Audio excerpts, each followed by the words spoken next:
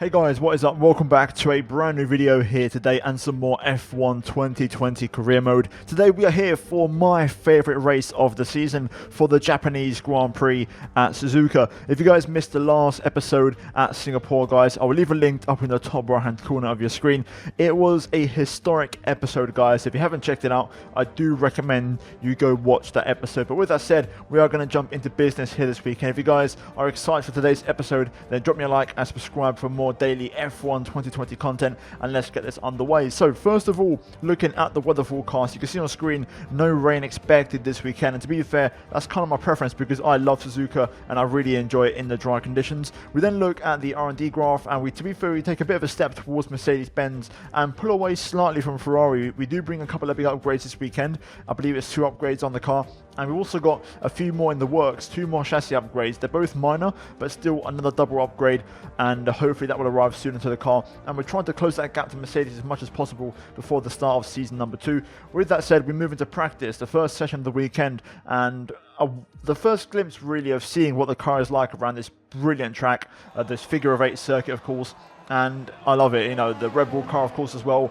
Very high downforce, therefore you're going to have a pretty decent car around this track, and it's going to be really fun. And after practice we scored a decent amount of R&D points, not as many as I would have liked, but still over 800 points, and that's going to take us up to 1,400, and also a very small increase to the acclaim. And after practice we then move into qualifying, and this is of course the main session of the weekend in terms of, you know, turning the engines up and showing what your true peak performance is. And I'm looking forward to it because this is the session where you really get to see the cars at their absolute best around this absolutely legendary circuit. And first of all, Q1, of course, we're going to ride on board here for the end of our first time lap in this session, and we're going to see how this goes. Sector 3 is my strongest sector compared to the AI, so even with a bit of oversteer, they were pretty competitive in this final part of the lap. We go P3 behind Alex Albon, quite a way off Charles Leclerc's pace, 120, I believe 125, yeah, 125.6 is going to be our lap. We do progress into Q2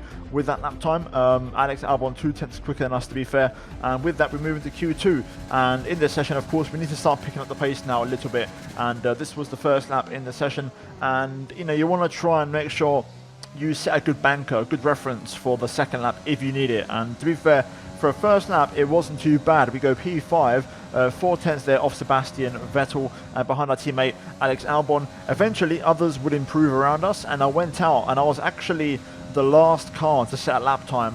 And at this point everyone finished their lap, so once I realised that I was safe and I wasn't going to get knocked out, I actually backed off. But we were about 2/10 up, so we were looking good for an improvement, and had we needed it we could have definitely improved, but you know, I could see that we weren't going to get knocked out, so I pulled the car into the pit lane, and more than anything really that second run was more of a precaution rather than a necessary lap. So as you can see, we progress into Q3, 125.3 from us in Q2, and we then move into Q3, and this is where you leave it all on the line, absolutely all or nothing for the lap time around here. And to be fair, this was my first time lap, and it was an absolutely brilliant lap. We actually get into the 124s, so almost 4/10 quicker than our previous best, and we move up to P6. Ricardo slightly quicker than us. We're ahead of Albon actually, and this was my final lap in Q3. It was my best lap in qualifying, so let's run on board for a legendary lap of Suzuka.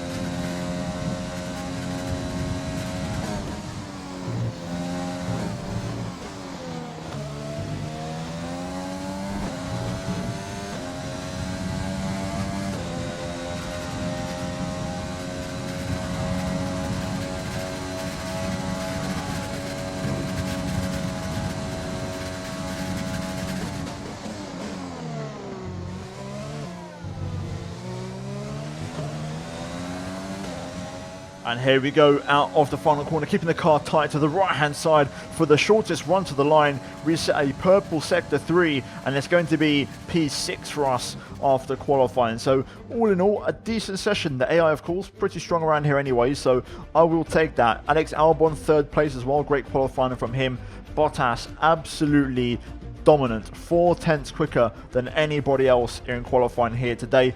And to be fair, we managed to just out-qualify Ricciardo, and then there's quite a gap to Gasly, Ocon and Stroll. So all in all, a shame we didn't quite get Charles Leclerc. He was very, very close to us there. I could have maybe got P5, but ultimately I felt like the lap was perfect. There was not any mistakes on that lap whatsoever, and we maximized the car to the fullest, because we was nowhere near a 124 before Q3. So I will happily take that, and one of my best qualifying laps of the season, if I do say so myself.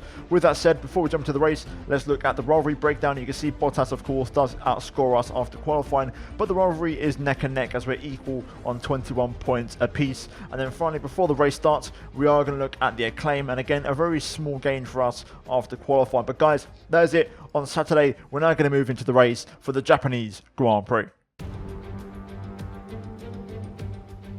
We come to you live today from the Mie Prefecture in the south of Japan's Honshu Island for a race that has seen many title deciders over the years.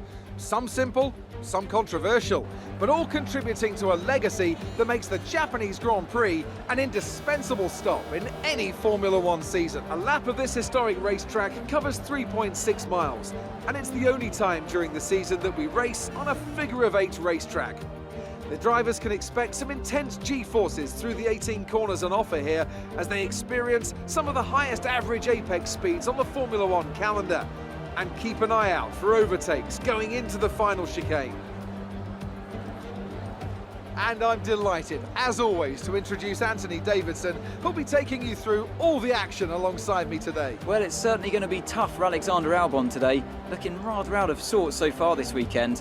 Let's hope he can find something extra and get himself back into contention later on in the Grand Prix. And of course, it's looking very close here today. A lot's going to be riding on those first few corners, and then the question becomes who can manage their tyres so they're in a better position to push hard towards the end. Let's run you through the driver grid order for today's exciting race. Good job yesterday from Valtteri Bottas. The Finn starts from pole position, and Lewis Hamilton completes the front row. Looking down the rest of the grid, we have Vettel, Martinez, Daniel Ricciardo, and Ocon, Stroll, Leclerc, Perez, and Lando Norris, Sainz, Giovinazzi, Kimi Raikkonen, and Grosjean, Latifi, Gasly, they've taken a grid penalty, George Russell, and Daniel Kvyat. Magnussen and Alexander Albon picks up the last spot on the grid. Now, it's almost time for lights out, so let's go down to the track. Here we go then, guys. It's time for the race. First of all, though, looking at the strategy, we are going to go for the soft tyres. Of course, we've got to start on those because of qualifying, and we're then going to move on to the hard compound tyres. To be fair, there is an outside chance we could stretch it to mediums, but we'll see how that goes. Realistically, I don't think it's going to happen. We're also going to underfuel the car slightly by 0.2, so hopefully that will make us a little bit more competitive and take a little bit more, a little bit less stress out the tyres in the first part of the race. But with that said, let's get ready here for the 5 red lights as we get ready for the Japanese Grand Prix, and it's going to be lights out and away we go. And look at that, not too bad off the line. The AI getting off the line pretty well, to be fair. Look at this, Ocon as well to the outside, getting a really good start there, but we are going to hold the position into turn 1 as we get a warning there for a collision with Ocon, and now making our way into the S section for the very first time. Sebastian Vettel all over the back of Valtteri Bottas here, putting him under some big pressure early on. Also, you can just see in the distance Lewis Hamilton, actually, he's on medium tyres in the Mercedes, whereas Bottas is on soft. So a split strategy here from the Mercs at the start of this race, and this is going to make things quite interesting for us. Meanwhile, we're still hanging in there quite nicely and keeping up with the pace of the leaders, and hopefully we can try and establish an early gap over the midfield and try to open this race up a little bit. So for now, you can see going through the hairpin, getting very close to Sebastian Vettel, and to be fair, getting a good exit out of there, but ultimately the Ferrari is in full power mode, and when the Ferrari is in full power mode, it's very difficult to get anywhere near it. So at the end of lap 2 onto lap 3, DRS did get enabled as Sebastian Vettel sets the new fastest lap, and we're just making sure that we stay within a second, really. That's the aim. Meanwhile, Ocon behind us is over a second behind now, so he's dropped out of the DRS range now, so it's becoming a bit of a four-way scrap. And moving on to lap 4, I'm just trying to focus on sticking with the cars in front. Meanwhile, behind, Charles Leclerc looking for a move on Ocon, which he achieves. And it's going to be now probably a top 5 as Ocon, I'm expecting, to start to drop back. Meanwhile, lap 4 here, running a bit wide through Spoon and just generally struggling for grip. You can see on the right hand side I'm actually overheating my tyres a little bit, so we are having some issues with tyre temperatures, which is not going to be ideal for us. And you can see we're just struggling to hang on to the guys in front. Meanwhile, Bottas now attacking Lewis Hamilton here for the lead of the race, and now you're seeing the benefit of those soft tyres on Bottas. He's a lot quicker than Lewis, and Hamilton struggling to keep the pace on the mediums as we set a new personal best, as Charles Leclerc sets a new fastest lap behind us. So it looks like a top 5 as the Mercedes go side by side into turn 1. There's a bit of contact. Hamilton off the track. There's more contact through turn 2, and also Vettel all over the back of this as we run into the grass, and they're going to go side by side now through the S's here. And what an explosive start to the race. Both Mercs doing battle, but Hamilton hangs on for now and stays in front of his teammate, and is going to maintain the race lead here on lap 5. But a little bit of action here, and that's actually brought the field a little bit closer together now. So myself, Leclerc back in the mix here, and it's pretty much a line of 5, to be honest with you. And on lap 7 you can see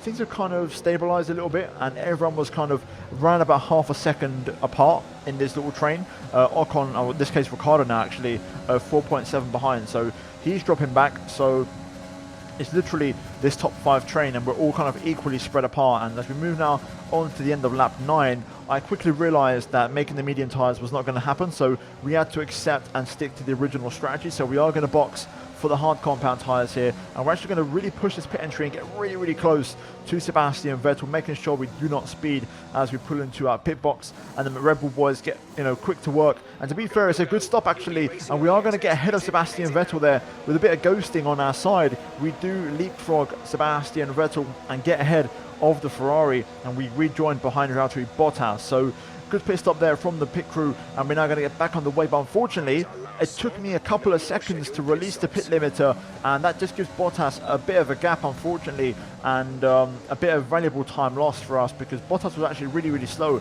at first on the cold tyres. So we had a chance there to maybe get by into turn 2. Never mind though, moving later on, lap number 10 now, and Alex Albon in the pit lane. Meanwhile, we are sticking with Bottas here. I used quite a lot of engine mode to stick with Valtteri because I want to try and stay in the DRS. And you can see here comes Charles Leclerc leaving the pit exit right now. We just about make it out in front of him. Meanwhile, Vettel's not going to have that same luck. So Vettel actually loses out to myself and Charles Leclerc in the pit stop phase. But now on lap 11, you can see the gap to Leclerc is just about a second here.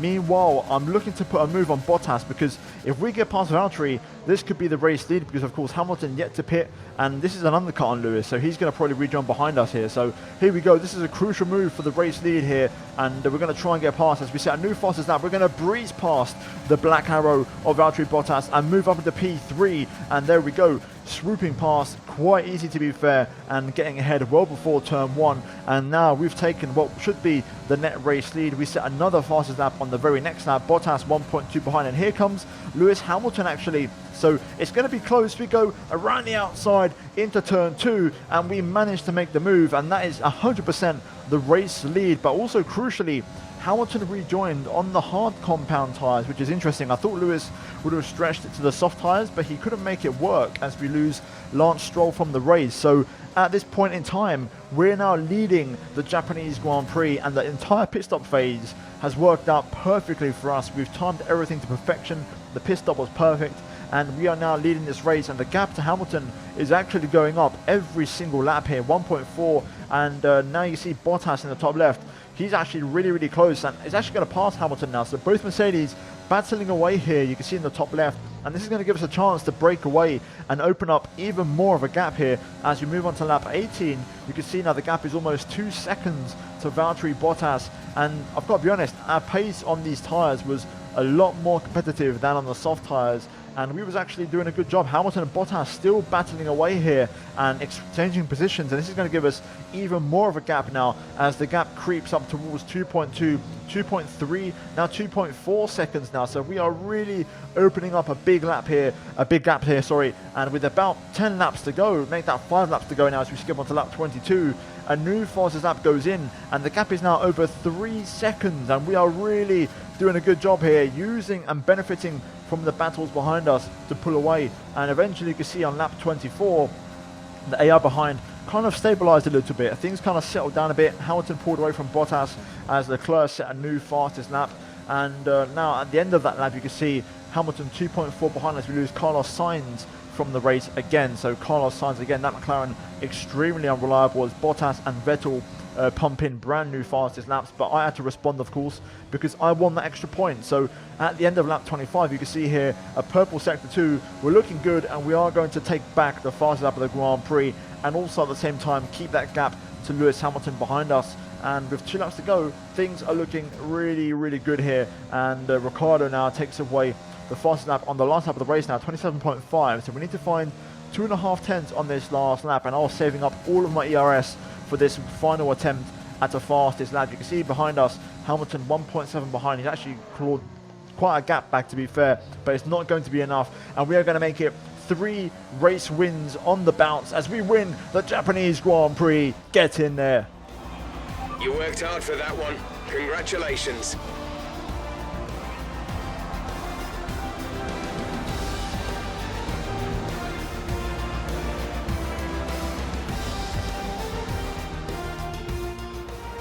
That's it then for another fantastic Grand Prix here in Japan. A brilliant victory that has thoroughly earned the applause from the sellout crowd here today.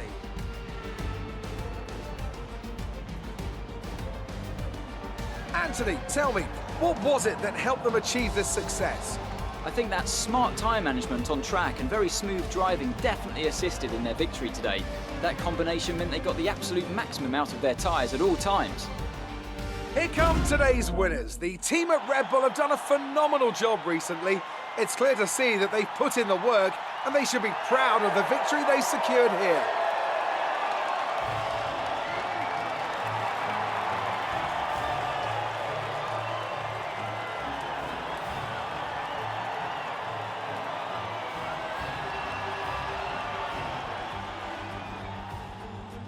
And there we have it then, guys. The race results are in, and it's yet another race win for us. 3 on the spin, but unfortunately with Hamilton picking up a 2nd place, it is going to mean that Hamilton, unfortunately now mathematically, I can't catch him anymore. He is out of range with 2 races to go.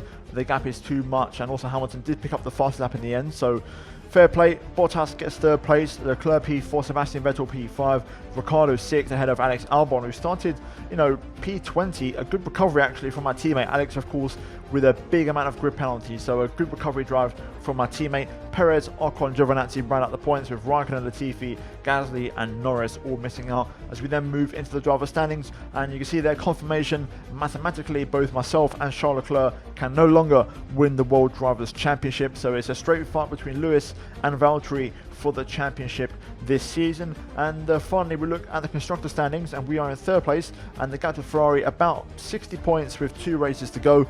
Realistically, it's probably not going to happen, but we gave it a good go. We've won the last 3 races, so I've done my bit, but unfortunately Albon hasn't quite been there. And I think that's kind of on Red Bull for messing up really and dropping Verstappen instead of Alex Albon. Either way, that is it for the race at Japan. We're now going to move into an interview. You're breaking all expectations. What's your secret? I think it's just working hard. The team's been really, really good. And, you saw the pit stop. We're all working so well at the minute. Do you have any comments about the collisions? Not necessarily. I don't remember really having many collisions, if any. Yeah. Sounds like there's some work to do back at the factory.